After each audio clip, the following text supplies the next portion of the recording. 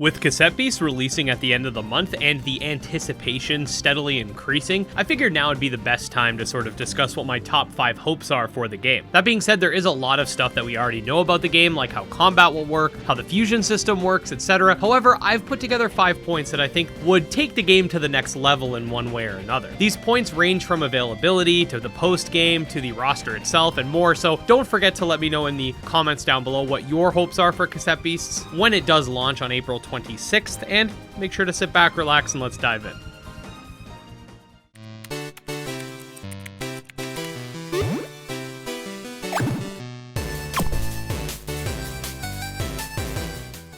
Number 5, post-game grind. Alright, so starting off at number 5, we have post-game grind, and by grind, I don't necessarily mean just some sort of slog that you have to get through for some sort of purpose. What I mean is an infinite endgame loop that will keep players engaged well beyond the initial post-game. We already know that Cassette Beasts will have some sort of post-game content that will have its own story implications and be quite lengthy. We also have the fact that the game is open world, so there's always going to be stuff like that after you finish. However, I've always liked the idea of having some sort of endgame achievements that will keep you playing for an extended amount of time if you so choose. Immediately, the idea of the battle frontier comes to mind, but it doesn't have to necessarily be something like that. It could just be some sort of difficult post-game challenges that you'll get some sort of in-game rewards for completing to sort of show off that you're a nerd. This is the lowest on my list because it's not really necessary in order to make the game good, especially since Cassette Beasts will not have PvP. Not that I think it necessarily should, but I guess part of the magic that is grinding for the battle frontier in Pokemon, for example, has to do with that ultimate end goal of getting ready and practicing for PvP. Anyways, I still think having some sort of randomly generated post-game area that you can sort of explore, go up against various enemies, find loot, etc. would be pretty cool. The game will have replayability in the form of custom mode options like we've seen with other monster taming games in recent times, so there's already that Nuzlocke and randomizer factor, so regardless of this, I'm not too worried about Cassette Beasts having replayability and post-game content.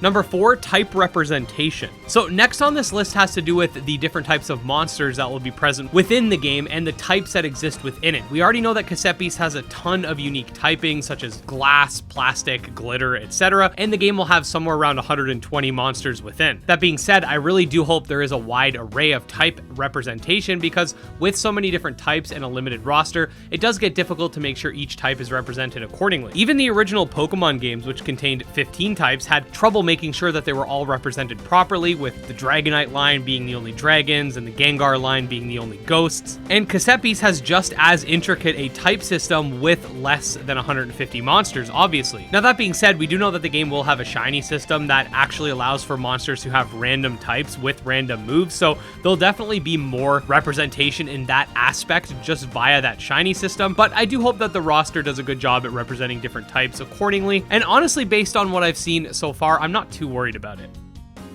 Number 3, a full and engaging open world. So one thing about the open world genre is that, at least in my opinion, it's become saturated with a lot of games that, tout themselves as open world, and while true, they don't actually fill that open world with anything. What good is an open world if I'm just running around an empty field, fighting the same enemy variants over and over again? Now that said, and this is another thing that I'm not really too worried about based on what I've seen with the demo, but my biggest hope in this regard is that the game is filled with a lot of content rather than just being big and empty. Now the reason I'm not too worried about this is because they did actually mention this in one of their devlogs a while back, basically stating that their goal is to have a more condensed open world. However, it will be filled with content, which at the end of the day is what I like to see. Lots of different environments to interact with, interesting spawns for some of the creatures, other humans to talk to, etc. I don't want to spend my time walking around a sea of nothingness, and never understood why people are cool with games that do that. Number 2, PS4 and PS5 support. Now, this one isn't really for me because I'm planning on getting the game on PC, and it is only launching on PC at first anyways. However, I do feel like a lot of monster taming games like Cassette Beasts, Pal World, etc. end up skipping PlayStation. It's already the case that a lot of devs that do decide to go with one console will typically pick Switch. We see that with games like Coromon, Kindred Fates, etc. But on top of that, a lot of the games that do go the Xbox route, whether it be because of Game Pass or whatever, PlayStation just kind of gets the shaft, and I feel bad. Now, it's no secret that PlayStation's been dominating the gaming market in terms of their competition with Xbox. However, when it comes to monster taming games specifically, PlayStation fans are kind of starving and missing out. I don't know what the logistics are here, whether or not it's even possible for them to bring it to PlayStation based on what their obligations are with Microsoft, but if it is possible at some point, whether it have to be later in the future or whatever, I would like to see it eventually get some sort of PlayStation release. Number 1, post-launch support. So this isn't what you might think. While getting free updates and stuff like that is definitely cool, I don't expect developers to come out with free content just for the sake of it, and I would not be against having extra paid DLC as long as that DLC is not something that's taken away from the base game. However, for me it goes beyond just Cassette Beasts itself. I'd really like to see the developers behind Cassette Beasts remain in the monster taming genre, whether it be through a sequel like Cassette Beasts 2 or something completely new and unique from it. The Cassette Beasts developers put out a Zelda-inspired title called Lena's Inception prior to this, so we know that they have talents for non-monster taming games, and I don't want to sit here and try to hold them down, but I'd love to see them, at least in some capacity, remain monster taming developers, even if it means they put out a couple non-monster taming projects, then come back to the Cassette Beast brand or a new unique monster taming brand or whatever. The amount of talent that these developers have cannot be understated, and call me selfish, but I want to keep them all to ourselves.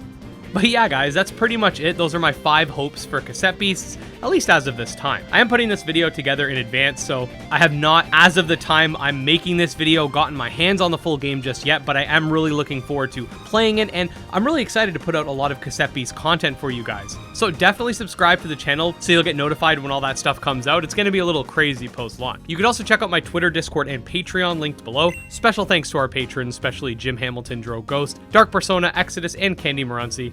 And we'll see you next time. Peace.